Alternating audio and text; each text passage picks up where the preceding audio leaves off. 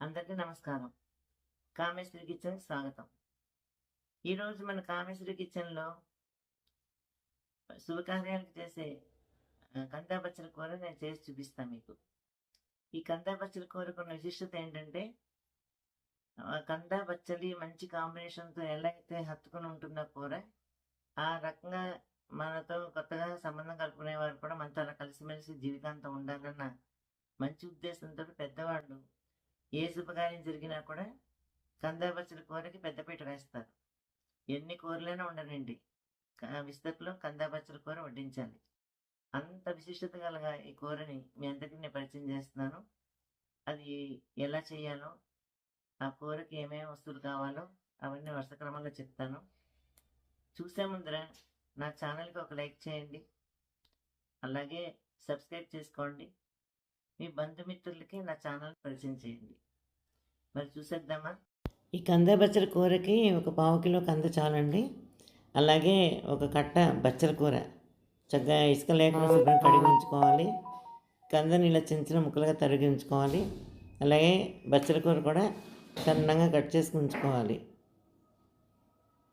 కంద బచ్చల కూరకి మనం కంద తరిగాం కదా, ఈ కందని ఇలా నీళ్ళలో వేసి ఉడికించుకోవాలి. ఈ కంద బచ్చల కూరకి మనకి కావలసిన పదార్థాలు చెప్తాను మీకు. ముందుగా పోపు సామాగ్రి చెప్తాను. ఆవాలు, మినపప్పు,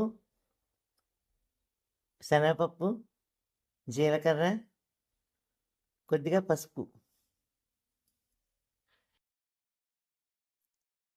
అలాగే తగినంత ఉప్పు, ఎండుమిరపకాయలు, పచ్చిమిరపకాయలు చీరికలు చేసుకుని ఉంచుకోవాలి చిన్న ముక్కలు, కరివేపాకు, ఫ్రెష్ కరివేపాకు ఉండాలి.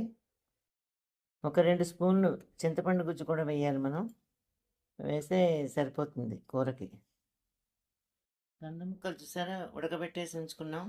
పసుపు వేసి కొద్దిగా ఉప్పేసి మెత్తగా ఉడకబెట్టేసి ఉంచాం. ఇప్పుడు కూర ఎలా తయారు చేయాలో చూపిస్తాను.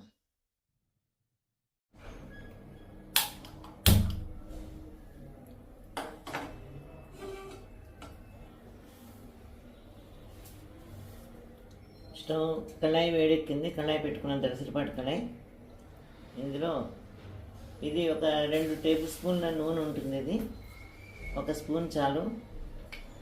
ముందుగా మనం పోపు వేయించుకుందాం.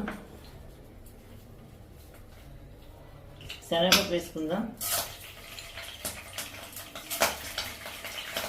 ఒక 3 స్పూన్లు శనగపప్పు,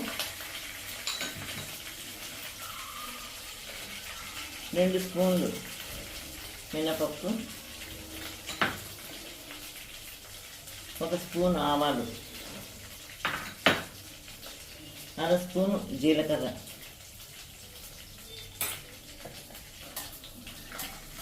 పోపు కలుపుకుందాం. పోపు వేగింది. ముందుగా కొంచెం కరివేపాకు వేద్దాం. అలాగే మనం తరిగి పెట్టుకున్న పచ్చిమిర్చి ముక్కలు కూడా,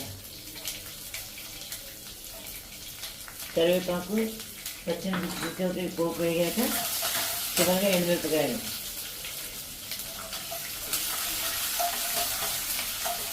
ఇప్పుడు ఈ వేగిన పోపులో మనం తరిగేసి పెట్టుకున్న బచ్చల కూర వేసేసేయాలి. 1 కట్ట బచ్చల కూర వేసాను నేను. ఈ పావు కిలో కందకి ఇది సరిపోతుంది కూర. చూడడానికి ఇంత ఎక్కువగా ఉన్నట్టు ఉంటుంది, కానీ నూనె మగ్గితే చాలా కొద్దిగా అయిపోతుంది.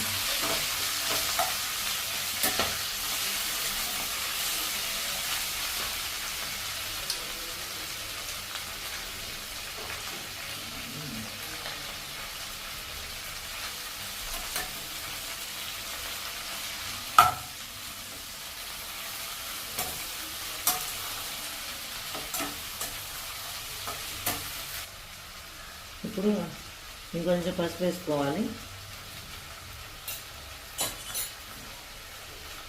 అలాగే కూరకు సరిపడా ఉప్పు వేసేసుకోవాలి. ఇందాక కంద ముక్కలు ఉడకబెట్టినప్పుడు కొంచెం వేసాం, కానీ అది నీళ్ళలోనే కలిసిపోతున్నట్టు ఇప్పుడు కూరకు సరిపడా వేసేస్తున్నాను. ఉప్పు పసుపు వేసరికి ఈ బచ్చల కూర చక్కగా మగ్గిపోతుంది మెత్తగా.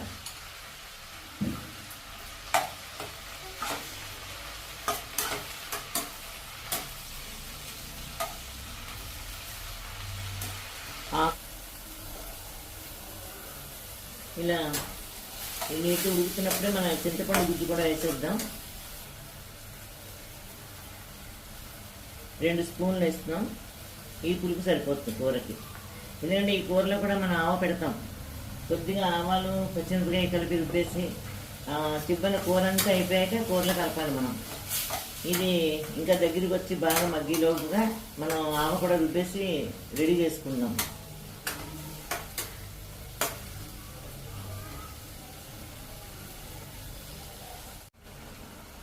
చూడండి, బచ్చల కూర బాగా మగ్గిపోయింది. ఇప్పుడు మనం ఉడకబెట్టుకుని ఉంచుకున్న ఈ కంద ముక్కలు వేసేద్దాం.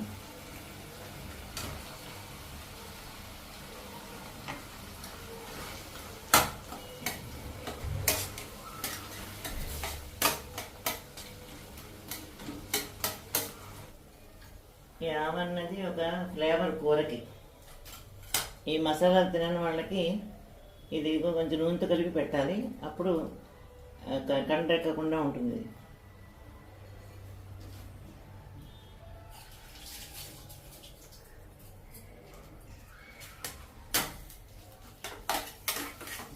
గుమగుమలాడే కంద బచ్చల కూర రెడీ.